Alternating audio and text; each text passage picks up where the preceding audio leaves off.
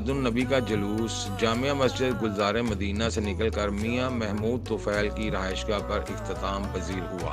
اس موقع پر میاں فاروق احمد شرکپوری، الحاج میاں جمیل اختر بلّہ، میاں عابد مناواں، میاں عباس، ملک صلاح الدین و دیگر اہل علاقہ نے بھرپور شرکت کی۔ جلوس کی قیادت میاں محمود طفیل نے کی۔ اس موقع پر انہوں نے کہا کہ نبی کریم صلی اللہ علیہ وآلہ وسلم نے حصول علم کا درس دیا ہے، اپنے آپ کو حصول علم کے لیے وقف کر دیں۔ نبی کریم صلی اللہ علیہ وسلم کی محبت کے بغیر ایمان ممکن نہیں۔ آپ صلی اللہ علیہ وآلہ وسلم کی آمد بنی نوع انسان کے لیے اللہ تعالیٰ کی جانب سے بہت بڑا انعام ہے۔ حضرت محمد صلی اللہ علیہ وآلہ وسلم کے میلاد کو بڑے جوش و خروش سے منایا جائے۔ انہوں نے کہا کہ ہر سال کی طرح محفل میلاد مصطفیٰ کا انعقاد کیا جاتا ہے۔ آپ سب بھی اپنے گھروں میں محفلوں کا انعقاد کیا کریں۔ اسوہ حسنہ کی پیروی کر کے دنیا و آخرت سنور سکتی ہے۔ آپ کی شان میں محافل کا انعقاد قابل تعریف ہے۔ انہوں نے مزید کہا کہ امت مسلمہ فرانس کی مصنوعات کا مکمل بائیکاٹ کرے، فرانس کے صدر کا دماغی علاج کروایا جائے۔ امت مسلمہ اپنی جانوں پر کھیل کر ناموس رسالت صلی اللہ علیہ وسلم کا دفاع کرے گی۔ اقوام متحدہ اور OIC کا فوری اجلاس طلب کیا جائے۔ مسلم حکمرانوں کو اکٹھے بیٹھ کر آئندہ کا لائحہ عمل تشکیل دیں اور فرانس کی ایمبیسی کو فوری پاکستان سے نکالا جائے اور اپنے سفیر کو فرانس